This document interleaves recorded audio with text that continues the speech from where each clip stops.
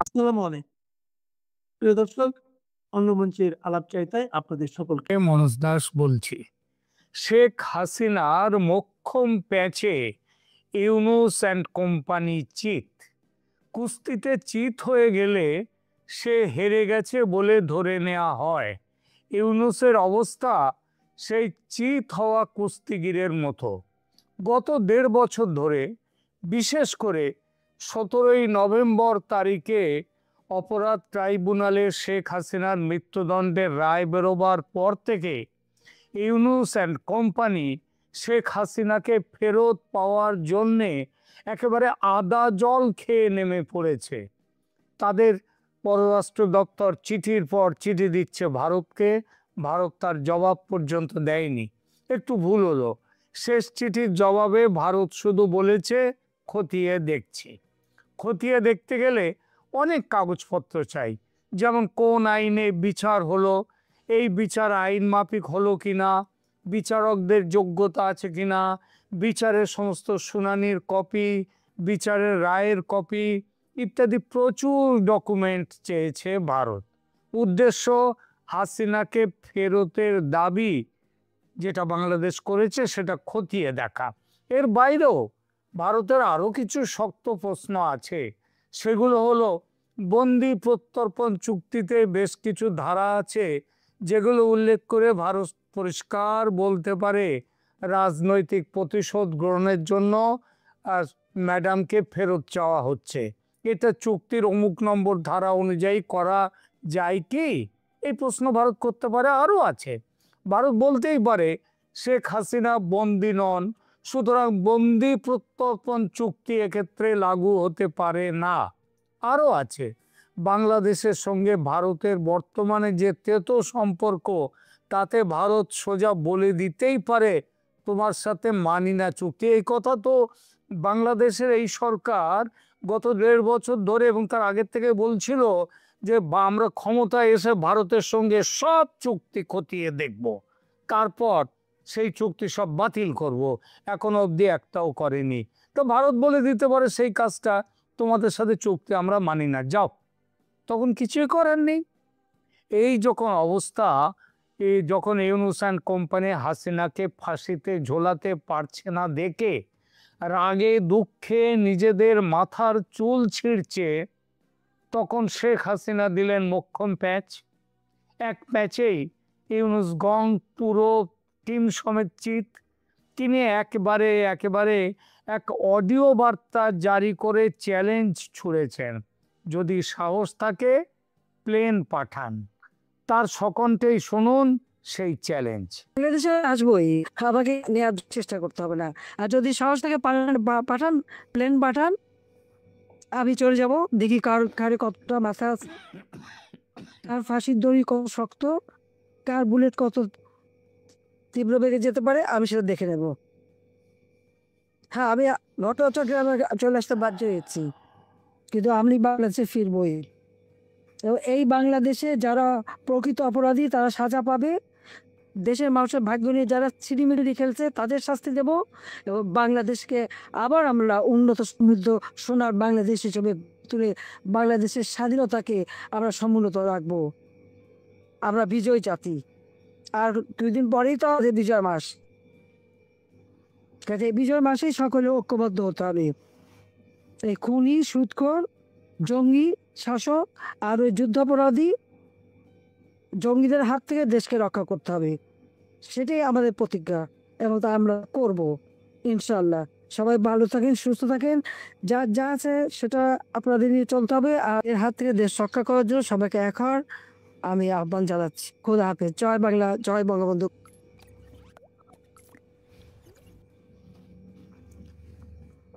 দুদিন হয়ে গেছে শেখ হাসিনা এই চ্যালেঞ্জ ছুড়ে দিয়েছেন।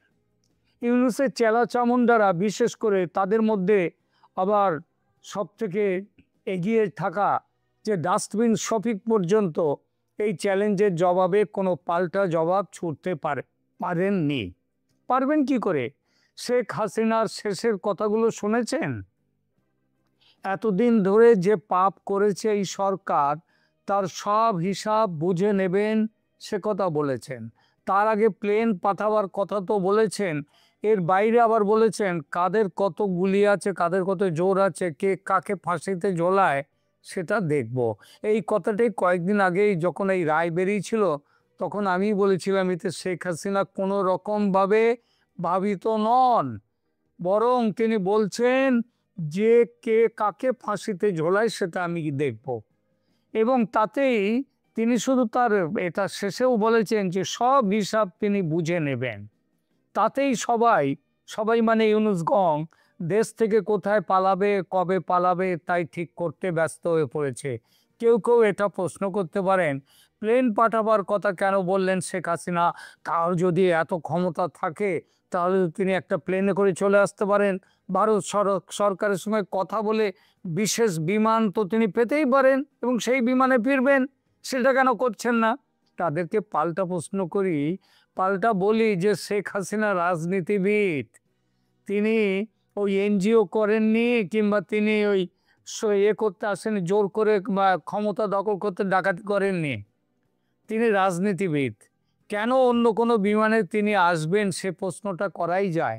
তাকে গণভবন থেকে সামরিক হেলিকপ্টারে করে বিমানবন্দরে নিয়ে যাওয়া হয় গত বছর 5 আগস্ট। সেখান থেকে ওই সেনাবাহিনীরই এক বাহিনী প্রধানের নেতৃত্বে, হ্যাঁ বাহিনী প্রধানের নেতৃত্বে, 3 বাহিনীর এক বাহিনীর প্রধান ছিলেন, সরি, সেই বাহিনী প্রধানের নেতৃত্বে বাংলাদেশ সেনার উচ্চপদস্থ কর্মীরা তাকে সঙ্গে করে দিল্লির পাশে নয়দার হিন্দন সেনা ঘাঁটিতে নিয়ে এসে ভারতের হাতে তুলে দেয়। সুতরাং তিনি বলতেই পারেন যেমন নিয়ে গিয়েছিল সেনা তেমনি তাকে ফিরিয়েও আনবে সেনা। যুক্তিযুক্ত দাবি, ছোট্ট দাবি, তিনি তো আর পালাননি, সেনা তাকে নিয়ে গিয়ে রেখে এসেছে, মানে ভালোভাবে গুছিয়ে যাতে তার কোনো অসুবিধে না হয়, তাহলে তাকে ফিরিয়েও আনুক সেনা। ছোট্ট দাবি কিন্তু এর গুরুত্ব বিশাল। সেনা এই দায়িত্ব বর্তমান পরিস্থিতিতে নেবে না, নিলে নেত্রীর জীবন রক্ষার দায় পড়বে সেনার উপর। সেই জন্যই দেখুন সেনা কিন্তু এই কথা শোনার পরেও কোনো প্রতিক্রিয়া দেখায়নি। আর ইউনূস সরকার, আগেই বলেছি তারা চুপ, বলার কিছু নেই। এরপর ভারতও বলতেই পারে বাংলাদেশ সেনা নিজে থেকে তাদের প্রধানমন্ত্রীকে ভারতের জিম্মায় দিয়ে গিয়েছিল তাকে সুস্থভাবে ভালোভাবে রাখার জন্যে। এখন তারা তাদের প্রধানমন্ত্রীকে যদি ফেরত চায় তাহলে যেভাবে দিয়ে গিয়েছিল সেভাবেই তারাই এসে নিয়ে যাক। কুস্তিতে একটা বিখ্যাত প্যাঁচ আছে, প্যাঁচটার নাম হচ্ছে এরোপ্লেন প্যাঁচ। ধোনি যেমন ব্যাটিংয়ে একটা এরোপ্লেন ব্যাটিং করতেন, একটা মার ছিল তার বিখ্যাত, তেমনি কুস্তিতেও একটা প্যাঁচ আছে, তার নাম এরোপ্লেন প্যাঁচ। ভারতের নামকরা কুস্তিগির তথা এক সময়ের নামকরা অভিনেতা দারা সিং খুব ভালো দিতে পারতেন এই প্যাঁচটি। প্রতিপক্ষ এই প্যাঁচ খেয়ে চিত হয়ে পড়তেন, আর চিত হলেই খেলা শেষ। শেখ হাসিনার এই প্যাঁচে ইউনূস চিত হয়ে পড়েছেন, ওটার ক্ষমতা নেই। এবং দেখবেন এখন হাসিনাকে ফেরত চাইতেও আর তারা কথা বলবে না বেশ কিছুদিন। তাই বলে শেখ হাসিনা চিরকাল ভারতে থাকবেন তা তো নয়। যেসব খবর পাচ্ছি বাংলাদেশের মানুষের পাশে এই ডিসেম্বরে, আজকে 2 তারিখ, এই 2 তারিখে সশরীর 2 তারিখের মানে ডিসেম্বরে এখনো 29 দিন বাকি, এই ডিসেম্বরে সশরীরে বাংলাদেশের মানুষের পাশে পৌঁছে যাবেন তাদের প্রিয় নেত্রী। ভারত আমেরিকা যৌথভাবে চূড়ান্ত করছে তার ফিরে যাওয়ার প্ল্যান। প্রথমে দিল্লির বৈঠকে ঠিক হয়েছিল বেশ কিছু কথা, তারপরে দোহার বৈঠকে ঠিক হয়েছে, দোহাতে খুব শিগগিরই আবার বৈঠক হবে ভারত আমেরিকা বাংলাদেশ, এবং সেখানে থাকবে কাতারের আমির থাকবেন তিনি। কত মানুষ ঢাকার শাহজালাল এয়ারপোর্টে তাকে স্বাগত জানাতে উপস্থিত হবেন সেই দিন, যেদিন তিনি ফিরবেন এই মাসেই, সেই কথাটা ভাবুন এবার তার গুণগ্রাহীরা।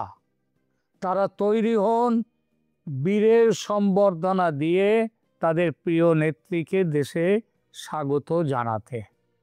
টিউলিপ সিদ্দিক লন্ডনের হ্যামস্টেড ও হাইগেটের এমপি, এক সময় ছিলেন ব্রিটিশ সরকারের দুর্নীতি দমন বিষয়ক মন্ত্রী। তাকে দুর্নীতিতে দোষী সাব্যস্ত করে রায় দিয়েছে ঢাকার আদালত। এমন ঘটনা ব্রিটিশ পার্লামেন্টের ইতিহাসে যেমন বিরল, তেমনি বাংলাদেশের বিচারিক ইতিহাসেও প্রথম। এই রায়টি এমন এক আন্তর্জাতিক রাজনৈতিক ও আইনি ককটেল যা বাংলাদেশের বিচারিক প্রক্রিয়াকে সরাসরি ওয়েস্টমিনিস্টার প্যালেস বা ব্রিটিশ পার্লামেন্টের চর্চায় নিয়ে ফেলেছে। আর রায়ের পর বেশ কিছু প্রশ্ন ঘুরপাক খাচ্ছে গণমাধ্যমের খবরে আর সামাজিক মাধ্যমের আলোচনায়। প্রথম প্রশ্নটি হলো, এই রায়ের কারণে কি টিউলিপের ব্রিটিশ এমপি পদ আদৌ ঝুঁকিতে পড়বে? দ্বিতীয় প্রশ্ন হলো, যেসব অভিযোগে টিউলিপ সিদ্দিক একে ক্যাঙ্গারু কোর্টের রায় বলে প্রতিক্রিয়া দিয়েছেন সেগুলো কতটুকু যুক্তিযুক্ত? তৃতীয় প্রশ্নটি হলো, যথেষ্ট তথ্য প্রমাণ আদালতে হাজির না করার সত্ত্বেও, এমনকি বাংলাদেশের এভিডেন্স অ্যাক্ট না মেনে কেন টিউলিপ সিদ্দিককে এই মামলায় জড়াতে হলো? বিশেষ করে টিউলিপ সিদ্দিক নিজে প্লট নেননি, শুধু কথিত প্রভাব খাটানোর জন্য তিনি দোষী সাব্যস্ত হয়েছেন, কিন্তু সেই প্রভাব আবার খাটিয়েছেন ডিজিটাল মাধ্যমে। কিন্তু আদালতে হাজির করা হয়নি কোনো ডিজিটাল প্রমাণ, যেটি বাংলাদেশের এভিডেন্স অ্যাক্টের লঙ্ঘন। সবশেষ প্রশ্নটি তুলেছে ব্রিটিশ দৈনিক দ্য গার্ডিয়ান। তাদের আশঙ্কা, এই রায়ের প্রভাব ব্রিটেন ও বাংলাদেশের কূটনৈতিক সম্পর্কে নেতিবাচক প্রভাব পড়তে পারে। দ্য গার্ডিয়ানের এই আশঙ্কার বাস্তবতা কতটুকু? নির্বাচন নতুন শহর প্রকল্পে রাজধানী উন্নয়ন কর্তৃপক্ষ বা রাজুকের প্লট বরাদ্দে দুর্নীতির মামলায় ব্রিটিশ এমপি টিউলিপ সিদ্দিককে 2 বছরের কারাদণ্ডের রায় হয় 1 ডিসেম্বর। কারাদণ্ডের পাশাপাশি টিউলিপ সিদ্দিককে 1 লাখ টাকা জরিমানা, অনাদায়ে 6 মাসের বিনাশ্রম কারাদণ্ড দেওয়া হয়েছে। এই মামলায় সাবেক প্রধানমন্ত্রী শেখ হাসিনার 5 বছর, তার বোন শেখ রেহানার 7 বছরের কারাদণ্ড দেন ঢাকার বিশেষ জজ আদালত 4-এর বিচারক মোহাম্মদ রবিউল আলম। মামলার অন্য 14 আসামিকে 5 বছর করে কারাদণ্ড দেওয়া হয়। এর আগে 27 নভেম্বর পূর্বাঞ্চলের রাজুক প্লট বরাদ্দে দুর্নীতির অন্য 3 মামলায় শেখ হাসিনাকে 7 বছর করে মোট 21 বছরের কারাদণ্ডের রায় ঘোষণা করা হয়। একটি মামলায় শেখ হাসিনার ছেলে সজীব ওয়াজেদ জয় পান 5 বছরের কারাদণ্ড। আরেক মামলায় সাইমা ওয়াজেদ পুতুলকে 5 বছরের কারাদণ্ড দেয় আদালত। দর্শক, প্লট দুর্নীতির যে মামলার রায় 1 ডিসেম্বর ঘোষণা করা হলো, সেটির তাৎপর্য আগের মামলা থেকে আলাদা। এতে আসামি করা হয় শেখ রেহানার মেয়ে টিউলিপ সিদ্দিককে, যিনি যুক্তরাজ্যের ক্ষমতাসীন লেবার পার্টির প্রভাবশালী এমপি। টিউলিপ বছরখানেক আগে লেবার পার্টির সরকারের মন্ত্রীও ছিলেন, তবে বাংলাদেশে দুর্নীতির অভিযোগ ওঠার পর গত জানুয়ারিতে স্বেচ্ছায় পদ ছেড়ে দেন। তার বিষয়ে যুক্তরাজ্য একটি স্বাধীন তদন্ত পরিচালিত হলেও অভিযোগের কোনো প্রমাণ পাওয়া যায়নি। দর্শক, একটি উল্লেখযোগ্য বিষয় হলো, শেখ হাসিনার পরিবারের বিরুদ্ধে পূর্বাঞ্চলের 6টি প্লট নিয়ে 6টি মামলা হয়েছে। এর একটি প্লটও তার ভাগ্নি টিউলিপ সিদ্দিকের নামে নেই, কিন্তু 3টি মামলায় তিনি আসামি। এর একটিতে তার কারাদণ্ড দেওয়া হলো 1 ডিসেম্বর। প্রশ্ন হলো, টিউলিপ সিদ্দিক কোনো প্লট নেননি, তবে তার বিরুদ্ধে কোন অভিযোগের ভিত্তিতে আদালত শাস্তি দিল? টিউলিপ সিদ্দিকের বিরুদ্ধে অভিযোগটি হলো সরকারি ক্ষমতা অপব্যবহার করে প্লট বরাদ্দের দুর্নীতিতে প্রভাব খাটানোর। মামলার সারসংক্ষেপে বলা হয়, টিউলিপ তার খালা মানে তৎকালীন প্রধানমন্ত্রী শেখ হাসিনার উপর প্রভাব খাটিয়েছিলেন যাতে তার মা শেখ রেহানা এবং অন্য 2 ভাই বোন ঢাকার একটি সরকারি প্রকল্পে একটি প্লট লাভ করতে পারেন।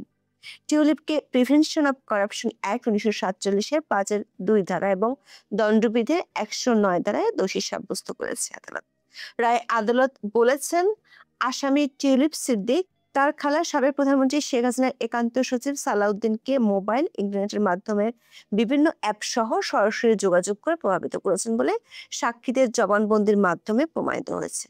দর্শক, 27 নভেম্বর প্লট দুর্নীতির 3টি মামলার যে রায় হয়েছিল, সেদিন প্রথম আলোর খবরে বলা হয়েছিল, শেখ হাসিনা 2009 সালে প্রধানমন্ত্রী হওয়ার পর পূর্বাঞ্চলের নতুন শহর প্রকল্পে নিজের ও পরিবারের অন্য সদস্যদের নামে 6টি প্লট বরাদ্দ নেন। প্রশ্ন হলো, যদি 2009 সালে এই প্রক্রিয়া শুরু হয়, টিউলিপ সিদ্দিক এমপি হয়েছিলেন 2015 সালে, তাহলে ব্রিটিশ এমপি হিসেবে তিনি প্রভাব খাটিয়েছেন বলে যে অভিযোগ আনা হয়েছে তা কতটুকু সত্যি? দর্শক, টিউলিপ যেহেতু ব্রিটিশ পার্লামেন্টের সদস্য, তাই স্বাভাবিকভাবেই ব্রিটেন সহ আন্তর্জাতিক গণমাধ্যমে বিষয়টি ফলো করে প্রচার হয়েছে। বাংলা ট্রিবিউনের এক খবরে বলা হয়েছে, বাংলাদেশের আদালত থেকে এই রায় ঘোষণার পর ওয়েস্টমিনিস্টারের রাজনীতি অঙ্গনে শুরু হয়েছে তোলপাড়। এসব আলোচনায় একটি বিষয় উঠে এসেছে, সেটি হলো ঢাকার এই 2 বছরের কারাদণ্ড কি লন্ডনে টিউলিপের রাজনীতি বা সংসদ সদস্য পদ কেড়ে নেবে। দর্শক, এর জন্য দেখতে হবে যুক্তরাজ্যের 1981 সালের representation of the people act. এই আইনের অধীনে ব্রিটিশ কোনো সংসদ সদস্যকে পদ হারানোর জন্য 2টি শর্ত পূরণ করতে হয়।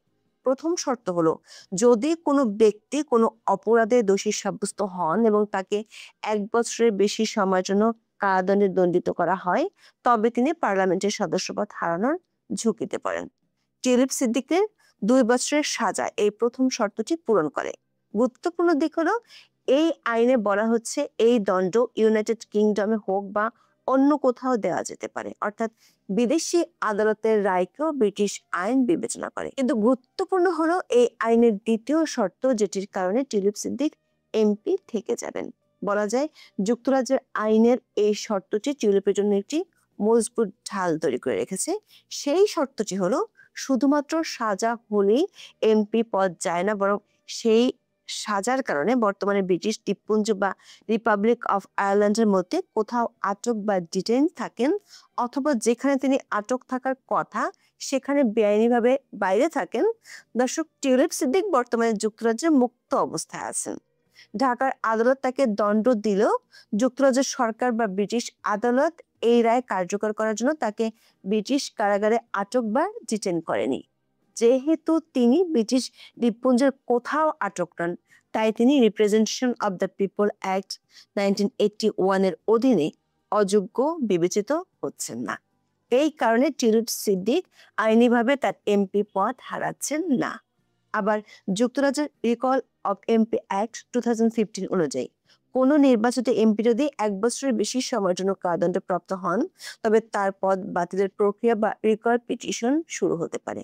তাই টিউলিপের দণ্ড এই আইনের আওতায় পড়ে। তবে এখানেও আরেকটি আইনি প্রশ্ন রয়েছে। আইনটি মূলত ব্রিটিশ আদালতের রায়ের ক্ষেত্রে সরাসরি কার্যকর হয়। বিদেশি আদালতের রায়, বিশেষ করে যে দেশের সঙ্গে যুক্তরাজ্যের কোনো বন্দি বিনিময় চুক্তি নেই, তা স্বয়ংক্রিয়ভাবে একজন ব্রিটিশ এমপির পদ খারিজ করতে পারে না। দর্শক, টিউলিপ সিদ্দিক এমন একটি বিদেশি আদালতের রায় দণ্ডিত হয়েছেন, কিন্তু সেই রায় ইউকেতে কার্যকর করার মতো আইনি প্রক্রিয়া বা চুক্তি নেই। তার মানে টিউলিপকে ফেরত এনে শাস্তি নিশ্চিত করার কোনো উপায়ই বাংলাদেশ সরকারের হাতে নেই। বিবিসি ওয়ার্ল্ডের খবরে বলা হয়েছে, বাংলাদেশের সঙ্গে যুক্তরাজ্যের কোনো প্রত্যর্পণ চুক্তি নেই। বাংলাদেশ দেশটির কাছে একটি টু বি কান্ট্রি হিসেবে বিবেচিত, অর্থাৎ তাকে প্রত্যর্পণের অনুমতি পেতে যুক্তরাজ্যের আইনজীবী ও বিচারকদের সামনে সুস্পষ্ট তথ্য প্রমাণ উপস্থাপন করতে হবে। কিন্তু সে প্রমাণে যে ব্যাপক ঘাটতি রয়েছে সেটি জানিয়ে এর মধ্যে ব্রিটেনের নামকরা আইনজীবীরা বাংলাদেশের লন্ডন হাই কমিশনের কাছে চিঠি দিয়েছেন। সবচেয়ে বড় কথা হলো, টিউলিপের রাজনৈতিক দল লেবার পার্টি যেমন তার পক্ষে, তেমনি তার বিরোধী দলের বড় বড় আইনজীবীরাও এরই মধ্যে তার পক্ষে বিবৃতি দিয়েছেন। টিউলিপের দল লেবার পার্টির একজন মুখপাত্র বিবিসি ওয়ার্ল্ডকে বলেছেন, দলটি এই রায়কে স্বীকৃতি দিতে পারে না। বিবিসি বলছে, তারা বুঝতে পেরেছে টিউলিপ সিদ্দিকের বিরুদ্ধে কোনো তদন্ত বা দলীয় শৃঙ্খলা বিষয়ক কোনো ব্যবস্থা নেওয়া হচ্ছে না। তিনি তার লেবার পার্টির সদস্য পদ এবং হাউজ অব কমন্সে হুইপের পদে বহাল থাকবেন। দর্শক, রায় ঘোষণার পর টিউলিপ সিদ্দিক তার প্রতিক্রিয়া জানিয়েছেন। প্রতিক্রিয়ায় তিনি বলেছেন, পুরো প্রক্রিয়াটি শুরু থেকে শেষ পর্যন্ত ছিল ত্রুটিপূর্ণ ও প্রহসনমূলক। রায় ঘোষণার পর তাৎক্ষণিক প্রতিক্রিয়ায় ব্রিটিশ সংবাদ মাধ্যম দ্য গার্ডিয়ানকে টিউলিপ সিদ্দিক বলেছেন, এই ক্যাঙ্গারু আদালতের ফলাফল যেমন অনুমানযোগ্য তেমনি অযৌক্তিক। তিনি দাবি করেছেন, তার মনোযোগ সবসময় হ্যামস্টেড এবং হাইগেটের ভোটারদের প্রতি। বাংলাদেশের এই নোংরা রাজনীতি দ্বারা তিনি মনোযোগ হারাতে চান না। টিউলিপ সিদ্দিক ও তার আইনজীবীরা বরাবরই তার বিরুদ্ধে বাংলাদেশ সরকারের আনা অভিযোগগুলো অস্বীকার করেছেন।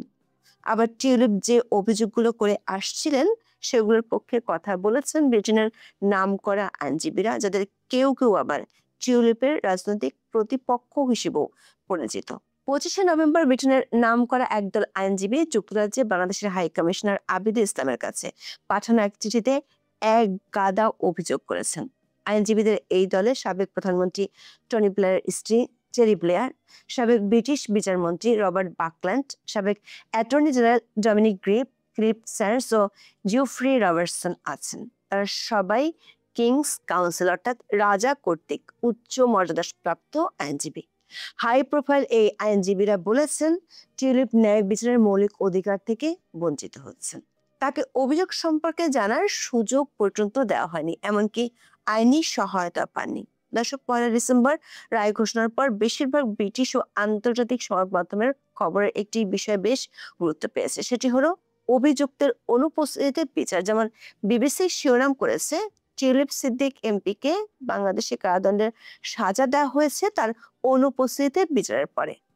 আন্তর্জাতিক অনেক সংবাদ মাধ্যম টিউলিপ সিদ্দিকের এই দণ্ডকে বাংলাদেশের বৃহত্তর রাজনৈতিক পট পরিবর্তন এবং সাবেক ক্ষমতাসীনদের উপর প্রতিশোধমূলক আইনি প্রক্রিয়ার অংশ হিসেবে দেখছে। দর্শক, ব্রিটিশ সহ আন্তর্জাতিক সংবাদ মাধ্যমগুলোতে এই রায় আরো প্রশ্নবিদ্ধ হয়েছে সরকার পক্ষের আইনজীবীদের বক্তব্যে। বিশেষ করে আদালতে কোন কোন প্রমাণের ভিত্তিতে টিউলিপের বিরুদ্ধে অভিযোগ প্রমাণিত হয়েছে সেটি নিয়ে প্রশ্ন তুলেছেন অনেকেই। রায়ের পর্যবেক্ষণে আদালত বলেছে, শেখ রেহানা সাবেক প্রধানমন্ত্রী শেখ হাসিনাকে প্ররোচিত করে পূর্বাচল আবাসিক প্রকল্পে প্লট নিয়েছেন।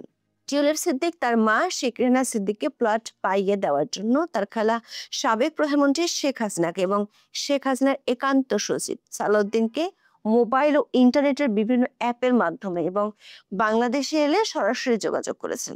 দুজন সাক্ষীর সাক্ষ্য এবং তাদের জবানবন্দিতে তা প্রমাণিত হয়েছে বলে রায় উল্লেখ করেছে আদালত।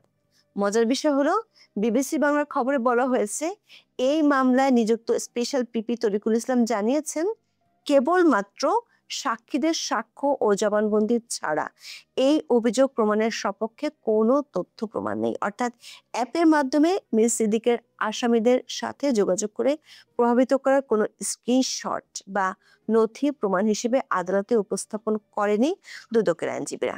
তরিকুল ইসলাম বলেছেন, হোয়াটসঅ্যাপে মিস সিদ্দিক যোগাযোগ করেছেন, তবে হোয়াটসঅ্যাপের যোগাযোগের কোনো স্ক্রিনশট বা কপি আছে কিনা সাংবাদিকদের এমন প্রশ্নের উত্তরে তরিকুল ইসলাম বলেন, না, সাক্ষী ওসমান গনি এবং উজ্জ্বল হোসেন ম্যাজিস্ট্রেটের কাছে 164 ধারায় স্বীকারোক্তিমূলক জবানবন্দিতে জানিয়েছে, টিউলিপ সিদ্দিক সাবেক প্রধানমন্ত্রী শেখ হাসিনার প্রিন্সিপাল সেক্রেটারি জনাব সালাউদ্দিনের সাথে যোগাযোগ করে তার মা, ভাই ও বোনকে প্লট পদ্ধতিতে প্ররোচিত করেছেন, উস্কানি দিয়েছেন।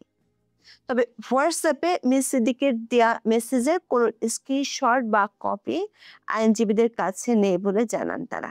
বিষয়টি ফেসবুক পোস্টে তুলে ধরেন ব্রিটিশ সাংবাদিক ডেভিড বার্গম্যান। তিনি লেখেন, হোয়াটসঅ্যাপ বার্তার স্ক্রিনশটের কপি আছে কিনা এমন প্রশ্নে আইনজীবী স্বীকার করেন এমন কোনো কিছু তাদের কাছে নেই। এমনকি হোয়াটসঅ্যাপ বার্তা কবে কখন পাঠানো হয়েছিল তারও কোনো উত্তর নেই দুদকের কাছে।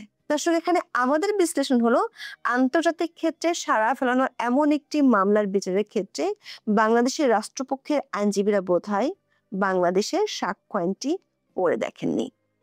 বাংলাদেশের সাক্ষ্য আইন বা এভিডেন্স অ্যাক্টের চ্যাপ্টার 5 এর section 65B A admissibility of digital records বা ডিজিটাল প্রমাণের গ্রহণযোগ্যতা নিয়ে কঠোর বিধান রয়েছে। আইনের ধারা 65B এর উপধারা 4 অনুযায়ী ইলেকট্রনিক্স রেকর্ড যেমন স্ক্রিনশট, চ্যাটলগ, ইমেল ইত্যাদি আদালতের প্রমাণ হিসেবে পেশ করতে হলে অবশ্যই একটি বাধ্যতামূলক সনদ বা ম্যান্ডেটরি সার্টিফিকেট জমা দিতে হয়।